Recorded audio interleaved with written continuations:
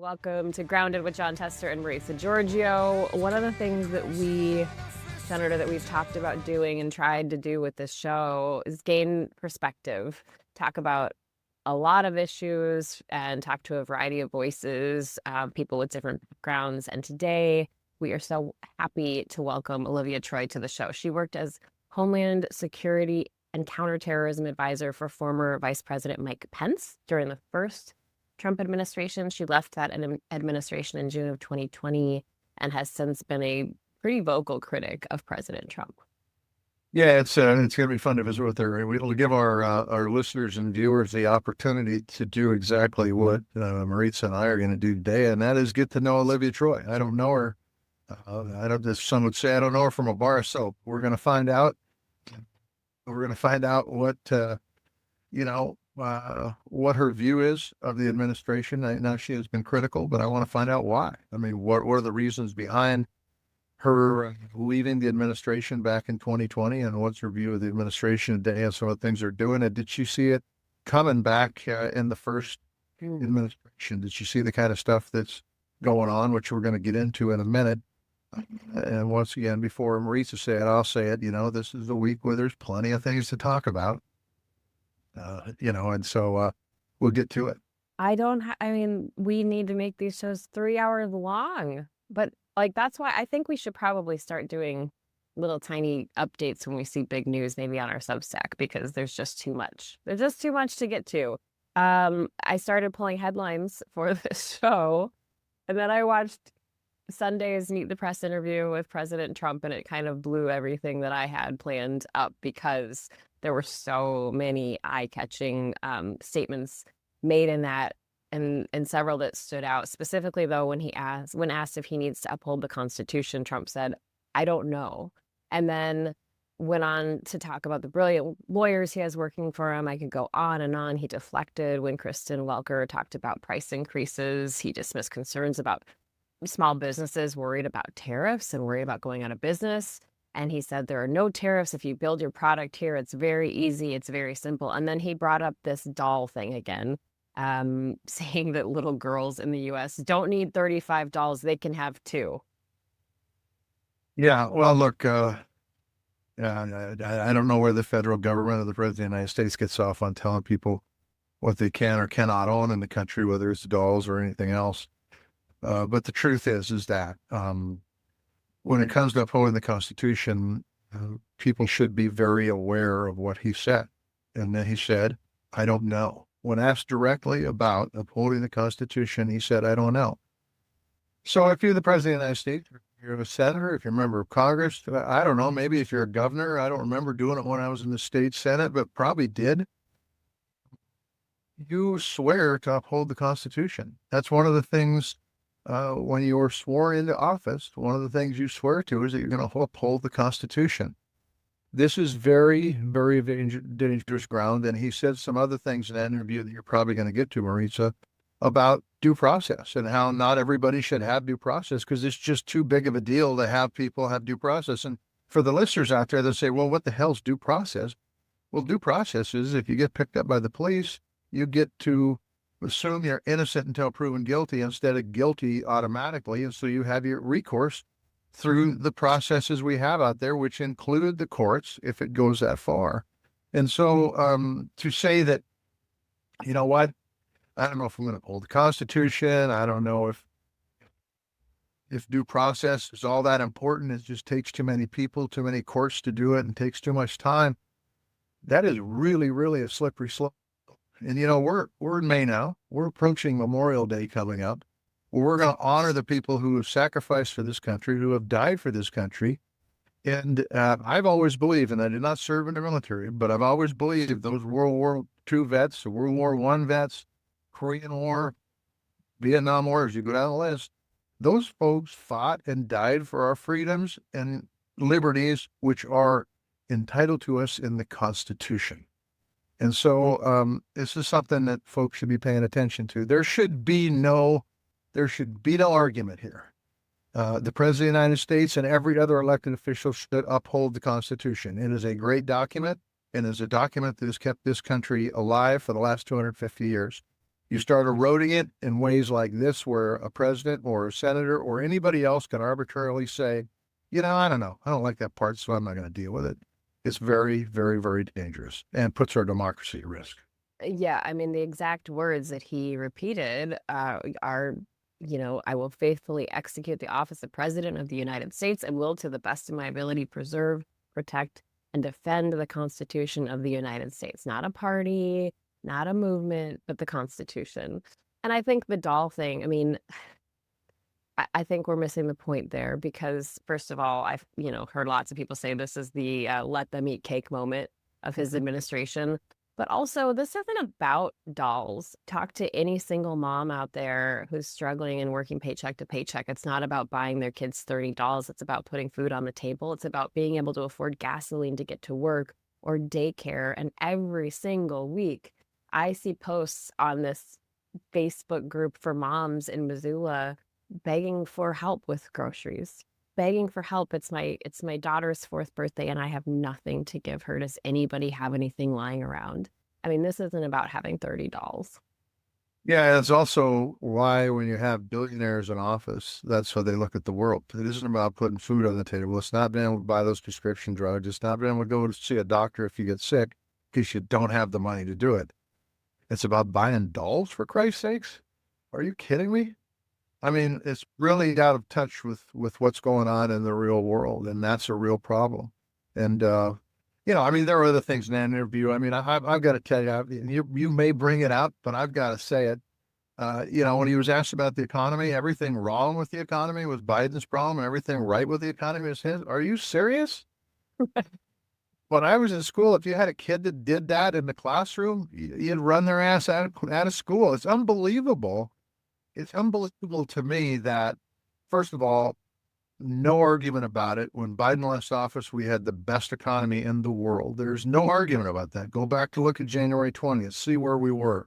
We had the best economy in the world of any nation in the world. The United States had the best economy. We were the envy of the world because of that economy. What's happened since he's taken over is he's pushed away all our allies. He's putting on these damn tariffs, which creates a lot of uncertainty. And we'll pay a price for that. And we're already seeing some of that price being paid for with an economy that's starting to falter. Now, I hope it doesn't, because it hurts everybody. It hurts those folks who are trying to put food on the table. It hurts folks like me who are trying to pay the bill to keep farming. But the truth is that the economy is Trump's economy now. And the things he's done with the tariffs and with pushing away our trading partners and pushing away the best friends we've had in the world has economic impact. When you isolate, it has economic impacts. That's exactly what the president's been doing for the last 100 days. Yeah, and speaking of our best friends in the world, Canada, again in that interview, he talked about making Canada a 51st state, again, bragged about calling former Prime Minister Justin Trudeau governor. He said, we don't want their energy. We don't want their lumber. He said, we don't need anything from them. And then he again brought up what he's calling an artificial line drawn with a ruler many years ago. And if you need the fact check on that, if you need the primer to shut this one down at your argumentative family dinners, it's just not true. A big chunk of that border follows the 49th parallel of latitude, and it was agreed upon in the Treaty of 1818. It's not just a line that was drawn with a ruler. Yeah, I mean, look, it's he did hedge a bit, though, because he did not answer the question whether the new prime minister who is going to come and visit him in the next couple of weeks, whether he would bring out being the 51st state with him. He did not answer that question. She asked it several times, and he didn't answer it. So maybe that's an indication that he understands that you treat other countries with respect, and you treat your friends with respect if you want to have friends. And the bottom line here is that wasn't an artificial line. That's a line of another country that it needs to be respected and has been respected for 230 some years or so, 220 some years. Yeah. Years. How's that? There's so many. Yeah, I don't do math this early in the morning. 207 years. I finally got right. How about this? Whenever we have something really great on the podcast, I'm going to say that was mine. And whenever it's something really bad, I'm going to say it's yours. Well, I thought that's what you do anyway. I mean, Well, okay, so let's get to some social media rants. President Trump saying that he directed the Bureau of Prisons to reopen Alcatraz. This prison closed in 1963, mostly because it was incredibly expensive to run. It had many structural problems. My son is very concerned about this headline because he's never visited and he really wants to go see Alcatraz. He's worried if it's a prison again, he won't be able to go without being a criminal. yeah, well, I have not been there Convicted criminal, I should say. Convicted criminal. in Grundy. Well, if he gets his due process, okay. Um, I have not been there. I've seen pictures of it. It's in dire need of a lot of money. But I mean, look, if our choice is sending prisoners to El Salvador, for God's sakes, who haven't had their due process, and this, I don't know. We should be focusing on education, so we should be focusing on that. We don't need prisons. Did you see the image that the White House shared this week that was conjured up by artificial intelligence? No, I didn't see it. You didn't see it? Did not see it. Oh, well, I'll show you. So, so the White House shared this post, and this isn't from Donald Trump. This is from the White House account, the official government account. And it's resharing a post that Donald Trump put on, I believe, Truth Social. And it is him in the full Pope garb on. I see what you're looking at. So this comes after, I mean, it's hard to believe this all happened in just the last week. This comes after Senator Lindsey Graham made a post on social media last week about the conclave keeping an open mind, saying that Trump would be a dark horse candidate for Pope. Yeah. I'm not Catholic, but it seems to go against a lot of the Catholic stuff that I know about Catholics. But, like he's married, like I think he's Catholic.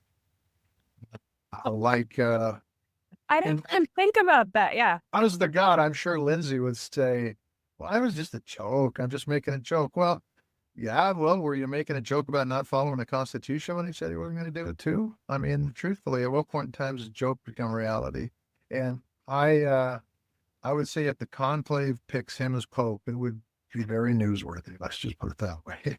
I have to just only talk about. Well, they ain't going to follow their Constitution either. I'm telling you. Proof. I think it totally blows the church out of the water, but we'll see. You're right. I thought about all the reasons why he can't be Pope, but being married didn't cross my mind. You're right. Yeah. What about him not being Catholic? Because I don't think he's Catholic. Yeah. It seems to be a problem, but I don't know. I mean, like being a Speaker of the House, you don't have to be a House member. Maybe that's the same rule here. Who knows? That's true. Yeah. I could be Speaker of the House. You could be. You could be. Yeah. Okay. Did you see the interview with ABC from the Oval Office? I did. I just saw a clip from it. I didn't see the whole thing. So there was this interview with ABC and this moment when President Trump and ABC's Terry Moran had got kind of heated, this exchange, this back and forth about whether Kilmar Abrego Garcia has MS-13 literally tattooed on his knuckles. Of course, this is the Maryland father that the White House admitted was wrongly deported to El Salvador. Now, Terry Moran basically said the photo that Trump displayed of those tattooed knuckles was Photoshopped. Trump argued with him and said, no, it wasn't. And he said, yes, it was. And he said, no, it wasn't. And the thing is, the photo does not line up with the other photos we've seen of Kilmar Abrego Garcia's knuckles from when Senator Van Hollen was down in El Salvador. It's not what Senator Van Hollen told us about his meeting with him. But there was this big argument over whether or not he actually had MS-13 on his knuckles. And if you look at the picture, it's very obviously typed over his knuckles. Yeah, well, I don't do Photoshopping very well, but the truth is that as the reporter pointed out, it was Photoshopped because he doesn't have the tattoos on his fingers in El Salvador.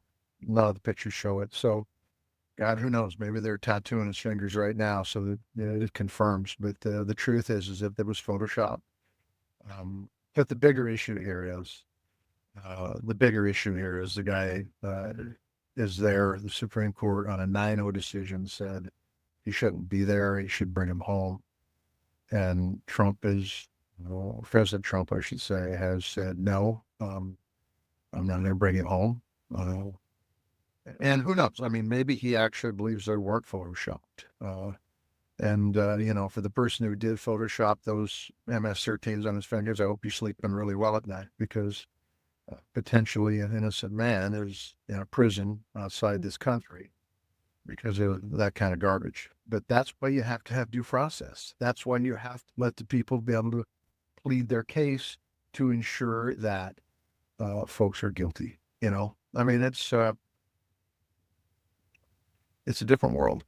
And I don't know that it's a golden age for this country at this moment in time. I'll tell you that.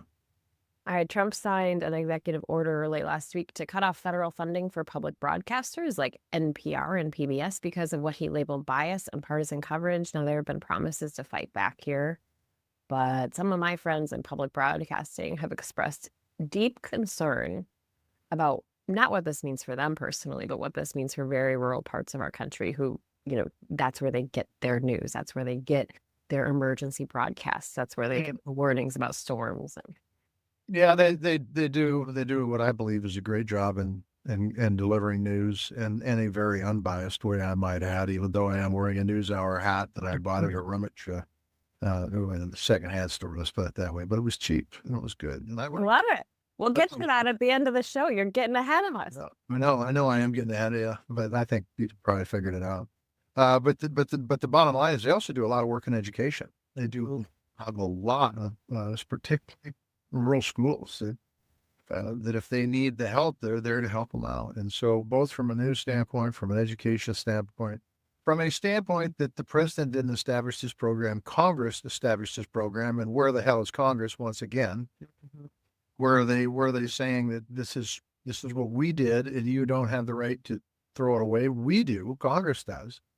I mean, it just I don't know. Maybe Congress is going to, maybe they'll wake up before it's too late. Mr. Rogers and Sesame Street was such an integral part of my childhood. I mean, just explains a lot. That explains. I hope it could. And I know you said people have asked you where to get the best unbiased news. I always say NPR, PBS. I talk about the BBC a lot. I talk about the AP, and these are the outlets being attacked. Yeah. Well, I mean, he's attacking all news media. He attacked that interviewer from ABC the other day who's saying he didn't know who he was and it was fake news and all that stuff. On the Photoshop stuff, on the figures, I mean, he's attacking all now. NPR and PBS, which, by the way, has great bipartisan support. And I hope that both sides of the aisle and everybody else stands up and says this is unacceptable, because quite frankly, it is unacceptable. Okay, our last headline, I mean, I could go on and on and on, but we don't have all day. The Venezuelan man here in the U.S. under legal protected status, we talked about last week, he was detained in Whitefish, Montana. Well, he was released, and his lawyer says that after he was sent without explanation to an ICE facility in Tacoma, they just let him go. And here's the deal. The attorney says he was released without his papers, without his ID, without any formal charges, without any explanation, and also no way to get back to Whitefish, which is about 9 hours by car from Tacoma. And the thing about this story is that we saw this effort to mobilize by protesters almost immediately in the pressure campaign they built to shed light on this. And it seemed to work in this case. Well, a couple things. First of all, it's good he got released. It'd been nice if they'd said why.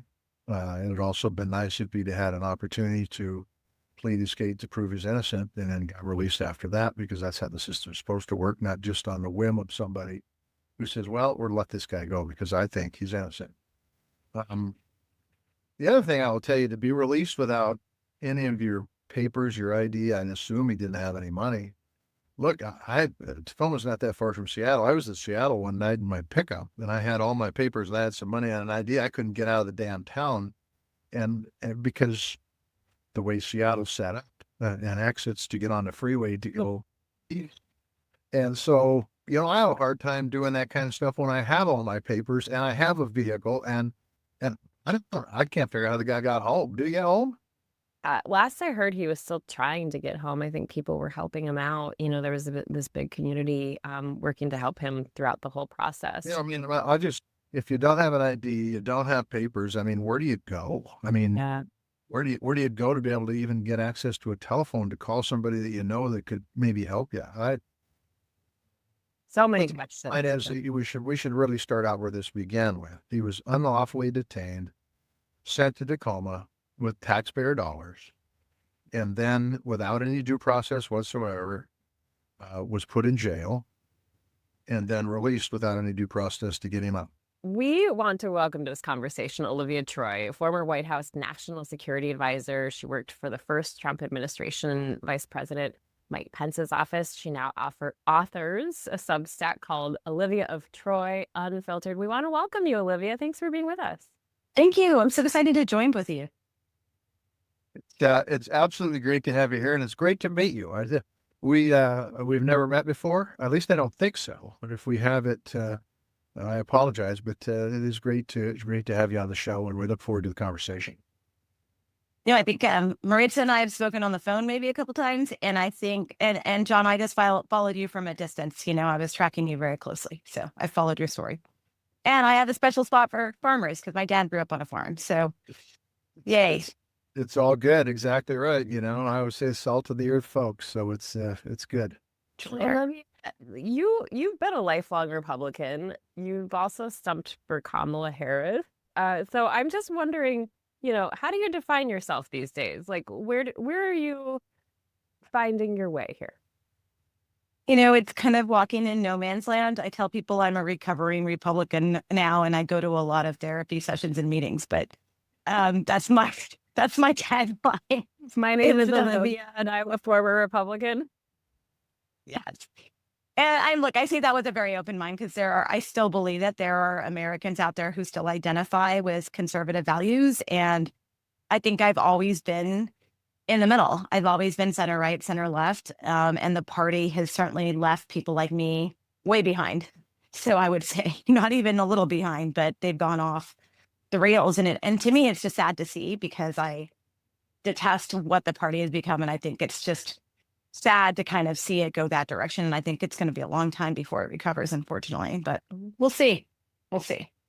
Yeah. But, we see a picture of Abe Lincoln over your left shoulder, I think it is. Yeah. Which is solid. And I always say, I wish it was the old Republican Party where we talked about how to spend money and if to spend money and family values and a strong defense and how we need to promote democracy. I mean, that's the old Republican Party that I remember. And now it doesn't have a lot of those traditional Republican values anymore. So I can see why people would want to step away. And it's sad. I want to ask you, just to start off really quick from my perspective, you left about 6 months before the end of President Trump's first term. Can you talk about why you left then? What was the moment that you said, "Nah, I can't do this anymore"? What occurred? Yeah, I lived all 4 years of the Trump administration very much firsthand, whether I was at the Department of Homeland Security at the onset because I took an assignment there, or whether later I spent almost 2.5 years in Mike Pence's office as his Homeland Advisor. And at that summer of 2020, I mean, by that point, I had lived through the child separation. I had lived through a lot of the extreme immigration policies. I'd already gotten into it with Stephen Miller. We're not friends, and he knows that. And then we had the COVID pandemic, and Pence was put in charge of the task force. And so we got through that. And it was really challenging. And I will say, in the summer of 2020, I started to see things that were really just completely against everything that I believe is my moral compass. I was super upset at what happened at Lafayette Square. I would say I never really recovered from that moment. I was there for discussions with the president wanting to use the Insurrection Act and the military against Americans, when he would say that he wanted to shoot people in the streets just for exercising their right for their voices to be heard. And honestly, at that point, John, like I was thinking to myself, what if he doesn't leave? And my greatest nightmare was watching it all play out on January 6th. And at that point, I was like, I kind of already knew the direction it was going.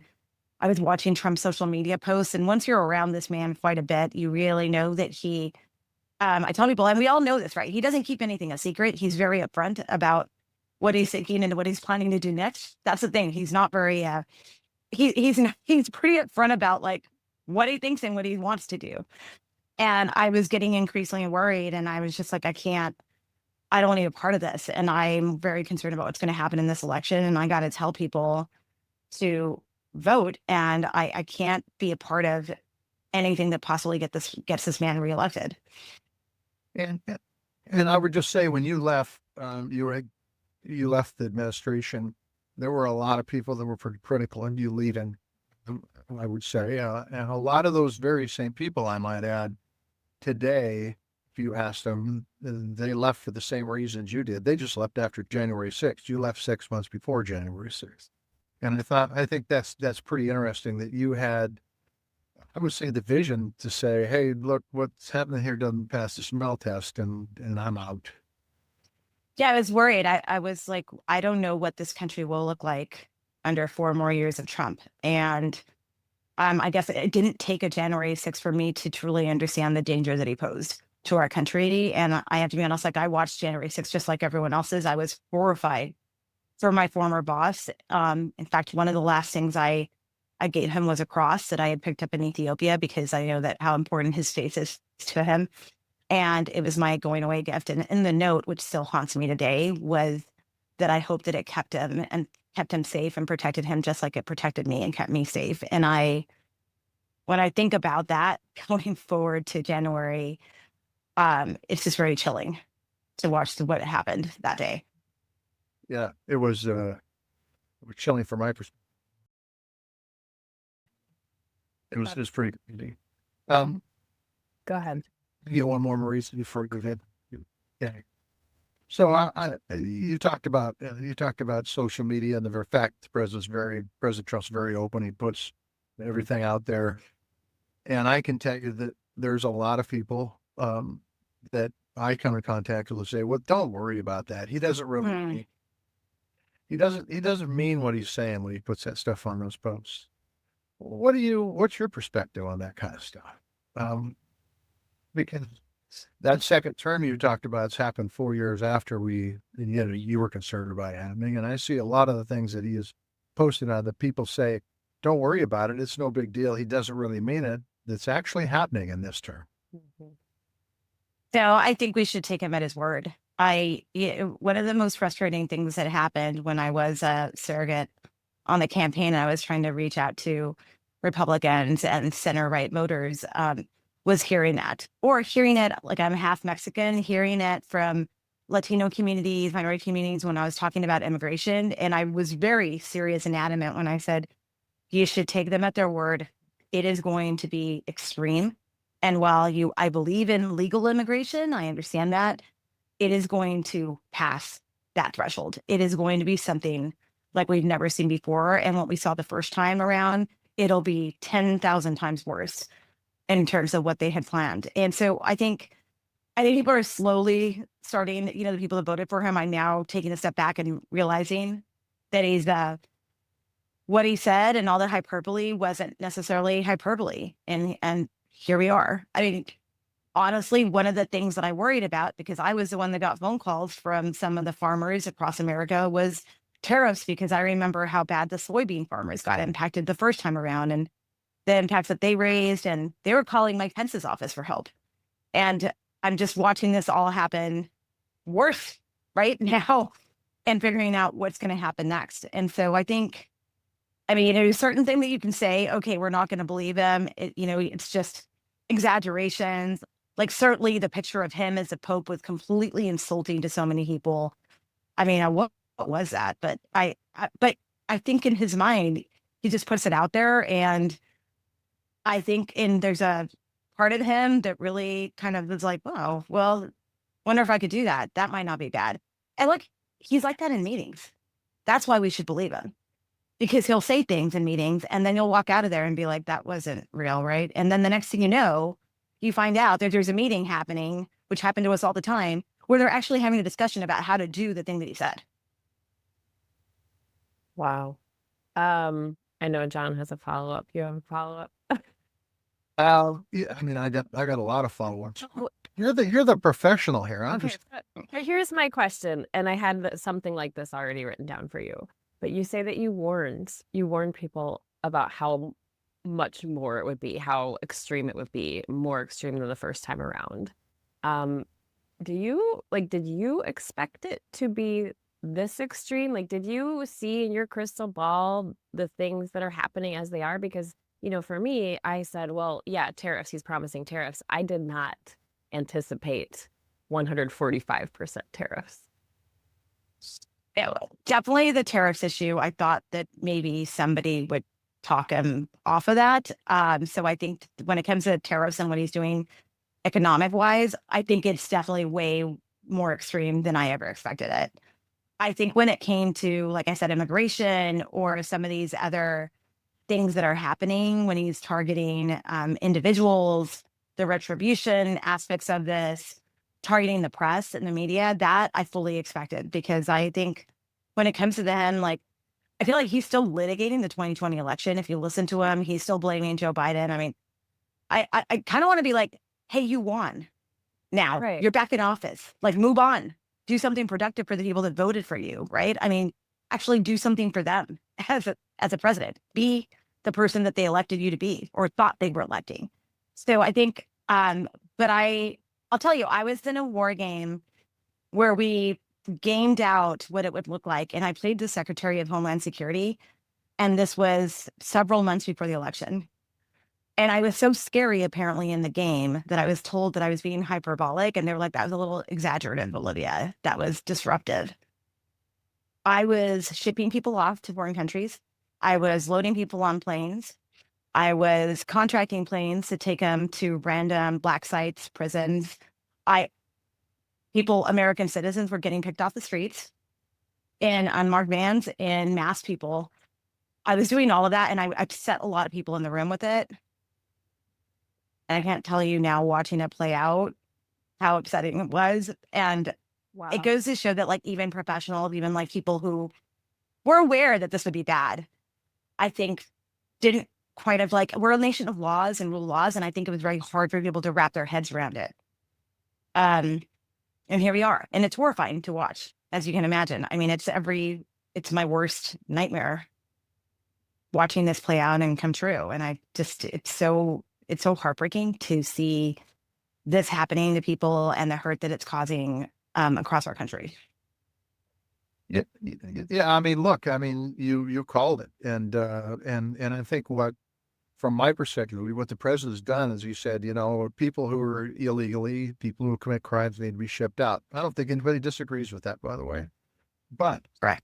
you take it the next step further and said, all right, if we think that you might be part of a gang, no court action whatsoever, you're gone. You're going to El Salvador, okay? And we'll get some plan to Photoshop MS-13 on your fingers, and then that proves your guilt. I mean, it absolutely proves your guilt without a benefit of a doubt. And we're seeing this happening over and over. So we take something that people actually agree in, probably 100% of the people agree in, and then takes it to the next level. It says, well, it's okay if I do this because we're kicking out all the people who are criminals or are illegally, and then that kicked out American citizens. They have no due process. I mean, you're so spot on that it's unbelievable, and it's also very, very dangerous. I mean, the fact that on the Meet the Press interview yesterday, he said, I may or may not follow the Constitution, something to that effect. I paraphrase. Yeah. He doesn't know. He doesn't know if he needs to. Yeah. It's pretty crazy. Horrifying to hear the president of the United States say that out loud. So, Olivia, I mean, we talked about some of these headlines before you joined our call here, but that moment when Terry Moran was in the White House and Trump's insisting over and over that the MS-13 tattoos are real and literal, the photo was clearly altered. I mean, I am not a tech expert, but I can look at it and see it's typeface. So based on what you know about him, is this an intentional strategy? Does he know the truth, or does he really believe that that's a real tattoo? I think it's a mix depending on the situation. I do think that he's actually a pathological liar. And I think sometimes when he repeats things, he actually starts to believe it, if that makes sense. Mhm. So I think, but look, he must have known about those tattoos. There's no way that someone in the White House, like, that this was planned out. Especially, I mean, Stephen Miller, he's a pretty calculated individual. Like, to me, what John was talking about right now, I think that's all part of Stephen Miller's strategy, is that you use the issue to cloak everything else that you're doing. And you use it because it portrays that the people have your back, that they voted for this, but they're really going to push the boundaries and go past what really matches like the legal threshold and break away from due process. And so I think when it comes to this situation, I think at some point he probably now believes that they're real. I mean, it wouldn't surprise me. Meanwhile, the sad part is the rest of the people around him know fully well that this is a lie. I want you to give us kind of, if you're willing to give us even more of a peek behind the curtain, because, there's a lot to unpack from that interview with Kristen Welker over the weekend. So much to unpack. But I did notice, I took a lot of notes. He talked about Secretary of State Marco Rubio a lot. And in some cases, before he mentioned Vice President J.D. Vance, he would mention Marco Rubio first, especially when he was asked about who his successor might be to lead this movement. So you were inside the Trump White House. Like, what's the behind the scenes game happening right now, or strategy or maneuvering happening to say, like, oh, he talked about Marco first, or he didn't talk about JD Vance? Should we read into that, or is that just something I'm reading into? No, it's definitely a Game of Thrones atmosphere.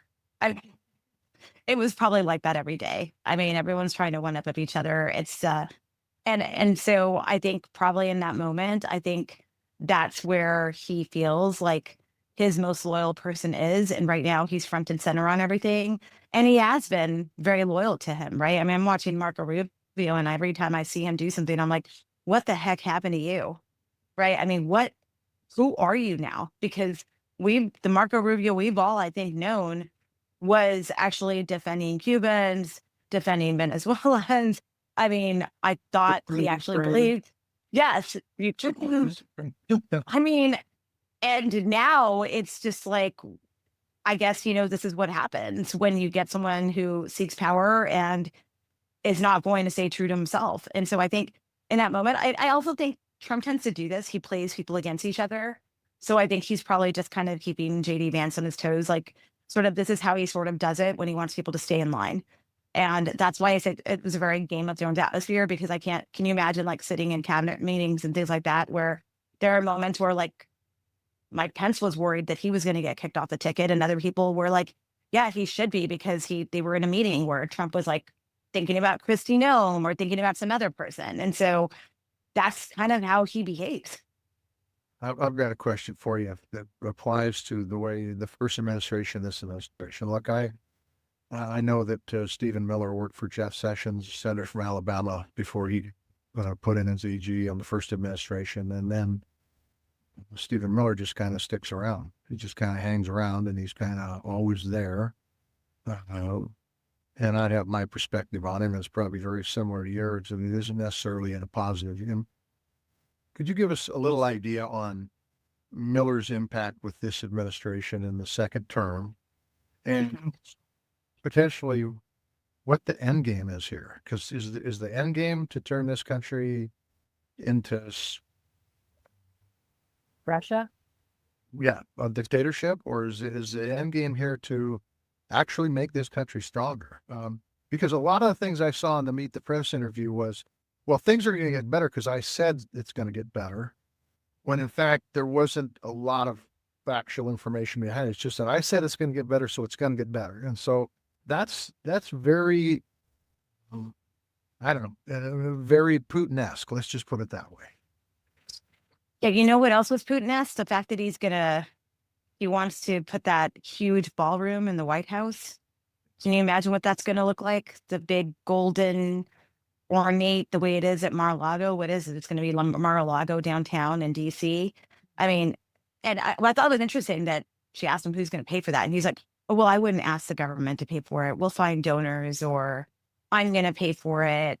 It was a very interesting tell, I thought, about one. It made me wonder about how he views his longevity in the White House. That gave me pause for concern, because I was like, he's trying to turn this into his own residence. He's maybe forgotten that it's the people's house.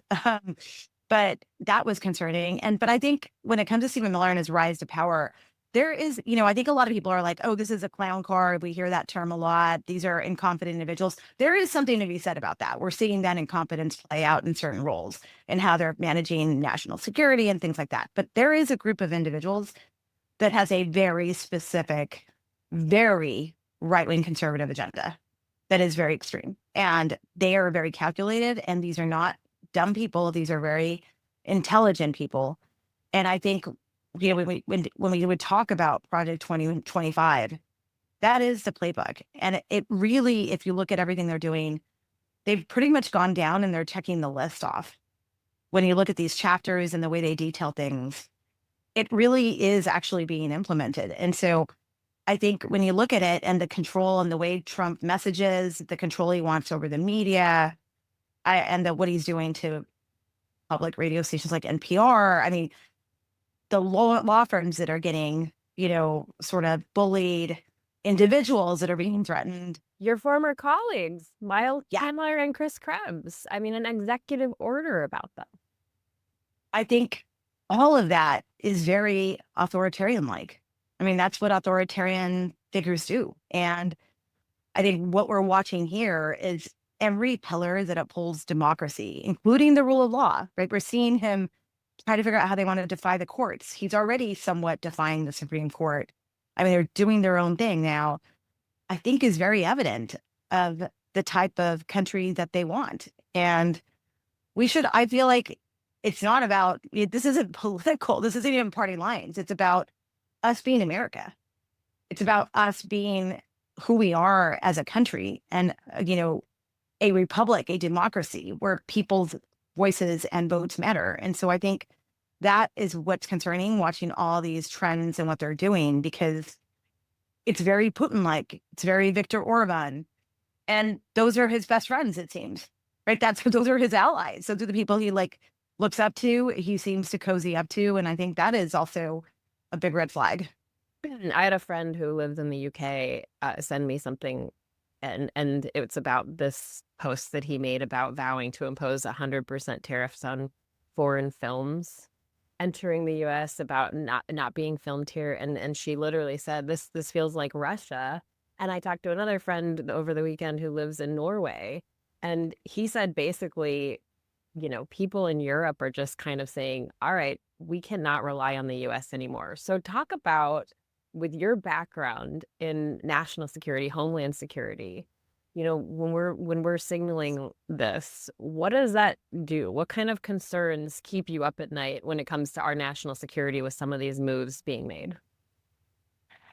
I think it's really devastating to see our alliances sort of fracture and watch them being like, I'm not sure that we can trust the United States the way we have in the past. I mean, why would they trust us, first of all, with intelligence? That's what's so harmful, right? Why would they share that with us when they have to protect their own national security equities? And I think my concern is that ultimately it affects us. It hurts Americans on the homeland, because it makes us more exposed to potential terrorist attacks, threats, and plots.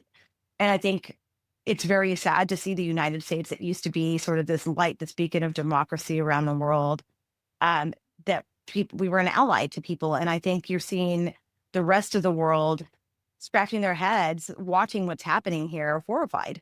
And I think, I think it was really heartbreaking to hear, when you're seeing the reporting of people worrying, or the reports or the warnings when they're telling people, if you're going to travel to the United States, this is what you need to do. You need to be careful. I mean, that's horrifying, because that's the type of warnings we do for places like Russia, for Venezuela, I think places like that, where this isn't normal. And I think for me, building back that trust, it's going to take a while. And I think we're in this, at least through the Trump administration. And I worry about what does this look like for the next 10 years. I mean, I worry about that when it comes to the US government and what Elon Musk has done to it. I mean, we've heard so many experts, we've heard so many institutions, and rebuilding that doesn't happen overnight. So it's going to go long, long, long past this administration, assuming that there will be another administration past this administration. Which is a frightening thing to say out loud, right, John, when you think about it. When I sit here and think about like traveling overseas and failing democracies and thinking about the fact that we're talking about our own country, and that's even a thought. It's a different world, and I would love to get your perspective on the whole Signalgate thing. From you're dealing with classified information, and you're dealing with a platform that anybody can get access to. And in fact, they put a news reporter of all the people that put on the mix. You put a damn news reporter on it. That has to be the worst. Can't trust that. But the truth is, you dealt with a lot of classified information when you were in Homeland Security. I mean, what you talked about the risk, but could you flesh that out a little bit more? Talk about what this really means for our security in this country. Well, and also I'll add a secondary question on that, with Mike Waltz, with his ouster and then, just being nominated to be ambassador to the UN, like what comes next as we follow that chain of events? Sorry, go ahead, Olivia. Yeah, I mean, so you have someone that apparently was running cabinet meetings on Signal. That's kind of how it looked like to me. I never once even it never entered my mind to host senior level policy discussions on text, much less my personal cell phone or Signal. I mean, I can't even, I would have been in so much trouble. Mike Pence himself might have killed me. He would have been like, what the hell are you doing? And so I just, to see kind of just the reckless behavior of this. And to me, honestly, it just speaks to sort of this drunk on power entitlement mentality, right? Because what you forget about that on what it means for the homeland is these are people's lives. These are people's sons and daughters, moms, fathers, uncles, brothers, sisters, that are serving in these communities, in the intelligence community, they're serving in the military. And so now you have people that are incompetent during live actual military operations, sharing information that could end up in the wrong hands, right? Like foreign adversaries could be monitoring that.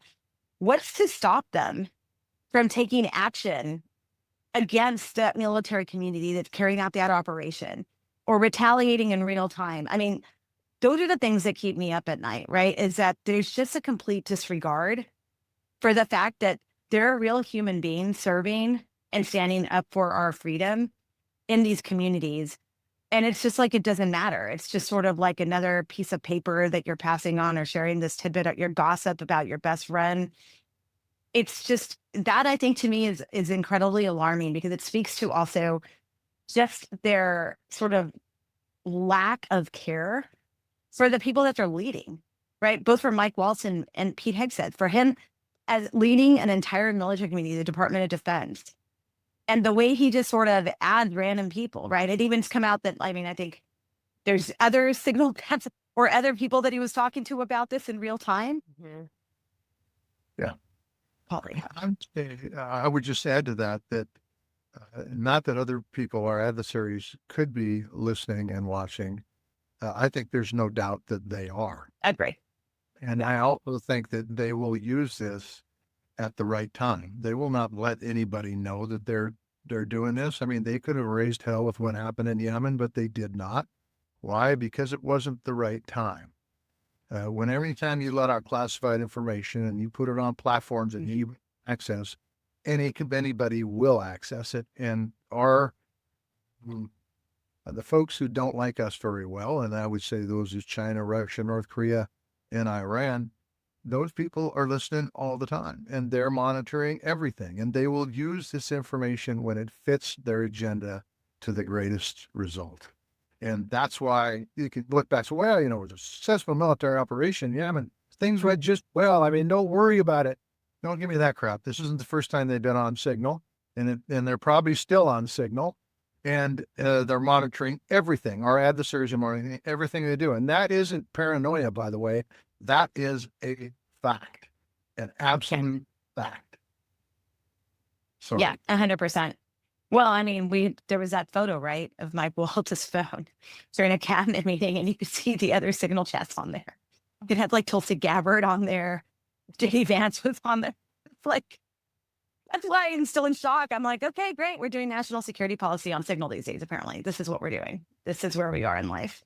But it does matter because ultimately there could be retaliation. There could be an attack on our homeland here. And I think that is where I worry, because I think a lot of Americans see this and they're like, okay, well, it doesn't really impact us here. Maybe it was a mistake, maybe, but it really does. It all leads to the homeland.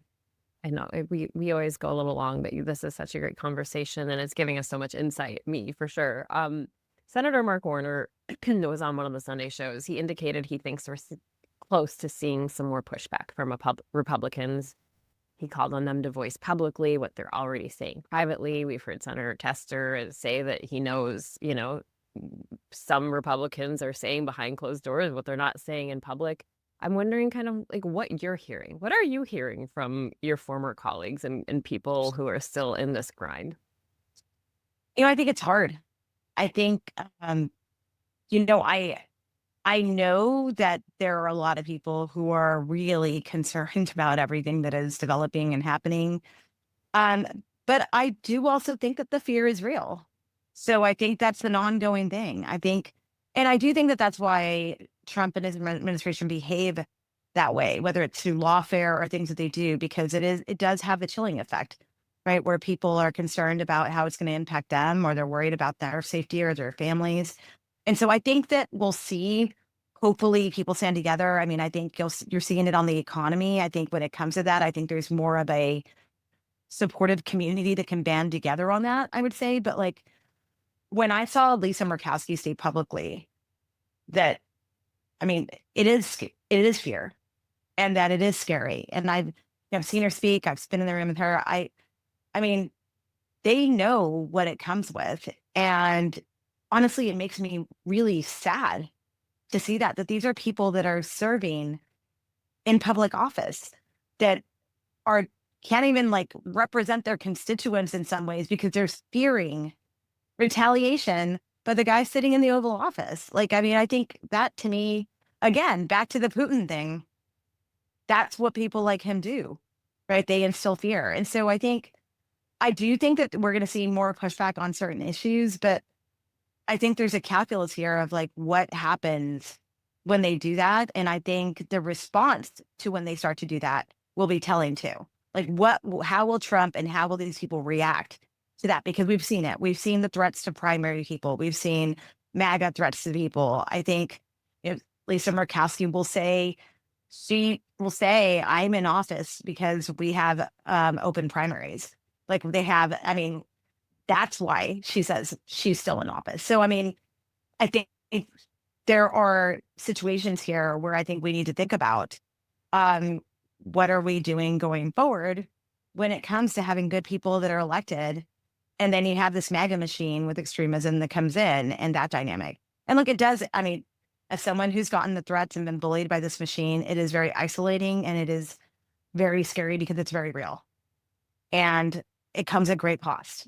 But I hope that maybe if they can band together, it's better to stand up to the bully when you're in bigger numbers. That would be the way. But I have yet to see that, unfortunately, across the Republican Party. I have yet to see more than one or two people stick their necks out at a time, right? And then they get destroyed publicly. It's ugly.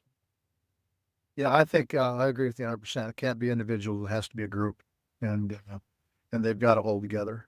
Yeah. Without it, you're right. I mean, I've watched the same way you have, as good friends, good, honest, hardworking senators are removed one at a time, and people think it's because they chose not to run. No, they were told if they run, they're going to get beat, and there's going to be a lot of money behind them because of the goddamn campaign finance laws we have. They can do that, and it takes them out, and you lose people who serve for all the right reasons, whether they're Republicans or Democrats. They serve for the right reasons, and they're no longer there advocating for this country and the liberty and the freedoms that we've all enjoyed for our entire lives. I mean, I think about your former boss, Mike Pence. I mean, he just received this JFK Profile and Courage Award over the weekend for refusing to reject the election results in 2020.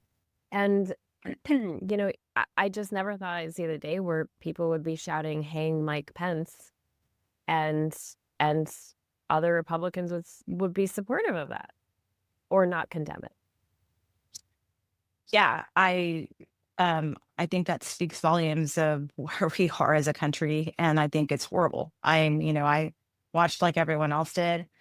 I've been asked before with the gallows erected and everything, and they're like, do you think that if they would have found him, they would have killed him?" I have no doubt in my mind that they would have. It's the groupthink, it's the mob mentality, and they came very close. I mean, when we watched the videos during the committee hearings, I mean, they came within 40 feet of where he was. And I think to think about the fact that this was all at the direction, basically, of someone that was his boss that he worked with, all because they believed this lie. And it was lies, basically. And I think there are a lot of people that were serving there, especially on the Republican side, or on the Republican side, I'd say very clearly, that were complicit in this because they enabled that lie. They went along with it. And they could have taken a stand. They could have stopped it.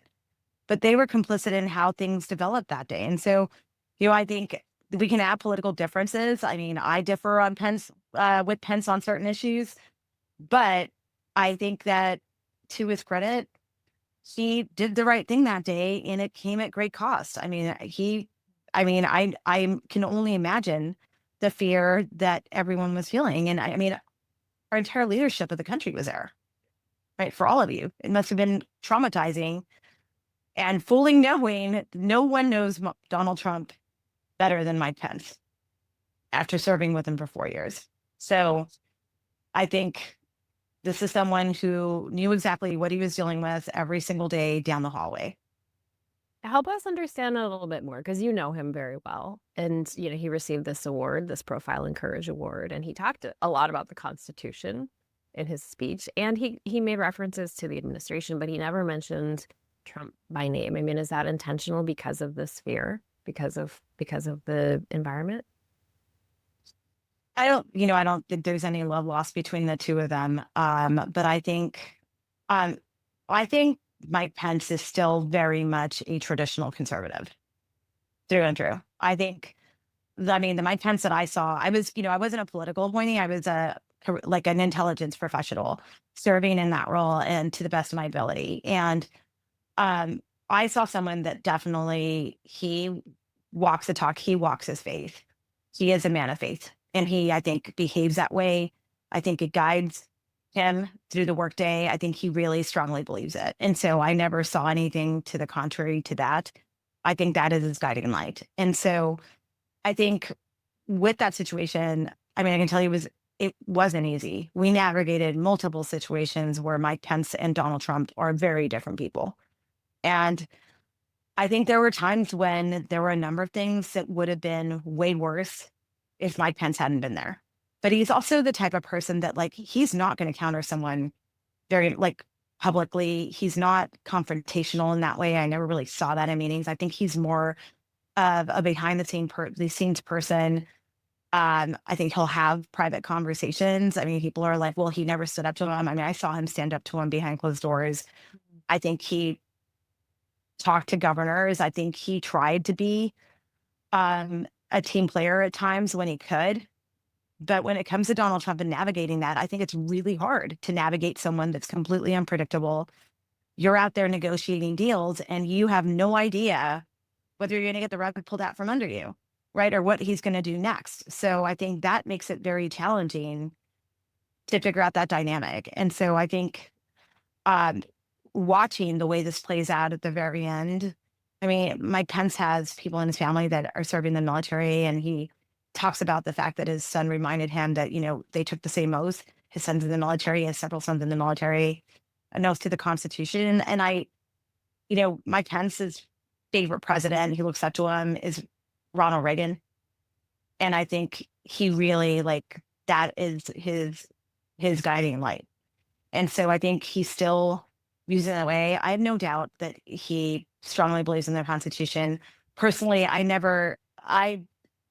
just knew in my heart he wouldn't waver. I just felt strongly that he would do the right thing that day, and he did. Have you talked to him recently? Not recently, no. I mean, we're in touch through our different circles, but it's tough. I mean, to a lot of the people that served in the first Trump administration, I was a significant traitor to them. And it's hard to navigate that because I think everyone came to their own decisions in due time. It's interesting, though. A lot of those people who were critical of you and you left have since been critical of the Trump administration. I mean, the former chiefs of staff, former heads of Homeland Security, the list is quite long, who saw the same thing you did and maybe didn't realize it at the same time you did, but certainly realized it after, in retrospect, after they served there for a while. Yeah, I think people knew. Yeah. I mean, all I did was tell the truth. Yeah. I was just telling the truth. And to me, it was more, it would be hypocritical of me to spend my entire career in national security saying that every day I wake up and it's really about the security and safety and service, right, and for the American people. And I just felt like it would be betraying my own principles and integrity to continue to go forward witnessing this, especially having witnessed it very much firsthand at the highest levels of how dangerous it was. And politics aside, regardless, this was, I think we're still living it now. This is something like no other. I mean, this is a very different thing we're dealing with here. Have you found any effective way to kind of lower the temperature with fellow Republicans who, are critical of you or still firmly in the MAGA movement? Have you found any way that's effective to kind of highlight some of these things that basically were a line in the sand for you? I just, one, I don't attack Trump supporters because I believe that they have been lied to significantly. And ultimately, what really upsets me is the fact that they're the ones that are also getting hurt and will be hurt in the future by some of these policies. And that to me is the most devastating thing because that to me, I hate that. I hate that for these people who have followed him, who are his biggest cheerleaders, who are the ones that are getting hurt by the policies, whether it's Social Security or tariffs or just different aspects of it. But I think what I find is that when you get out of really, really the DC bubble, we still have a lot more in common than difference. It's just that very loud voices are trying to rip us apart and make us extreme and divided. But I think it's important. Like I always say that we need to get back to bowling again. We need to go to bowling alleys and drink beer together and remind ourselves that we're actually friends and we love our neighbors. And I try to be, as upsetting as some of these things are, and the fact that they voted for Donald Trump again, and I knew what would come with it. I still try to reach across to them, and I will appeal to them just on humanity. Because if I see somebody being hurt on the street, I'm not going to sit there and think about whether they're MAGA, whether they're a normal Republican, whether they're a Democrat. Like, who are they? That's the last thing that goes through my mind. And I think that's hopefully the reaction of most Americans. And I believe it is. I just believe in the spirit of America. And I just feel like I cannot allow myself not to believe in that, because then we're in a really dark place. And so I just hope that we can be resilient and that hopefully we can move past this moment. And I thought Mike Pence did a really good job in his speech last night. If you go and listen to it, he really focused on coming together and in a bipartisan way. And he was very thoughtful about how he was, how it's JFK's legacy that he's being honored with by this award. And he was very thoughtful about the moment of him being in this room and being honored as part of this legacy. And I think that was a very important message to give as he got this award, because I think that is something that we're going to grapple in our communities, right? I mean, I tell people, like, the best way to get involved is, yes, obviously vote, get involved, run for office. but also support organizations that are in the trenches out there that are working on issues that you're passionate about, right? Or volunteer in some of these organizations that are really getting hit hard. If you care about immigration, do that. If you care about climate, do that. John, I'm going to come work on your farm. If you do that, then I might have to let Maritsa come, and I'm afraid she will destroy, I might. But Olivia, I'm so glad you said that, because that's where we kind of like to end, right? Is to try to give people a more hopeful look. And we talk about what's keeping you up at night. And it's great to also talk about what's giving you hope and the path forward. And I just so appreciate your thoughts there.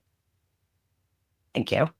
Yep, I think you hit the nail on the head. And there's far more that unites us than what divides us. The problem is that we have certain people within our government who are working like hell to divide us so that they can have political power with that division. And what undoes that is people not sitting on their hands, but as you said, join the organizations, contribute to the organizations that are out there fighting for freedom and liberty and the things that we all care about, which is those are the things that unite us. No doubt about it. Yeah. And we're stronger together. Yeah, absolutely. I had so many things I wanted to ask you about, so we'll have to have you on again, or I'll just maybe start texting you around the clock. How does that sound? No problem. Okay. And we'll get her out on the farm, John. We can tape on the farm. I can watch her react and see what happens. I'm gonna tell you, the last time I had, well, it was actually my chief of staff came out, and I told the story before. He ended up working up half my crop because he didn't know what field he was on. But that's okay. It's all right. He's survived. That's been 10 years ago, and we're still in business. Still in thought. But we're still talking about it. I don't want that legacy to follow me. All right, Olivia. Thanks for being on. Thank you so much. Make sure you check out our Substack. We really appreciate your time. Thank you. I'll say every episode we could just record this part where I say, wow, I could have talked to her forever.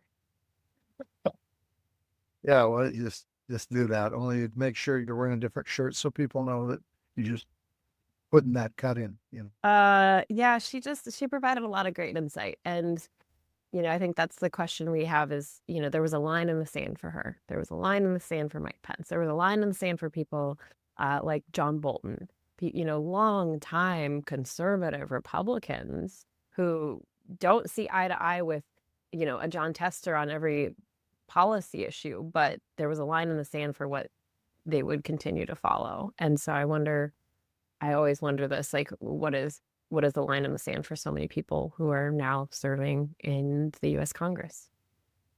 Yeah, and I think the same would go for the voters at one point in time, who they say, and his numbers aren't very good right now. President Trump's numbers aren't very good right now, but by the same token, at what point in time does the folks who have always been outside, maybe it never does change. I don't know.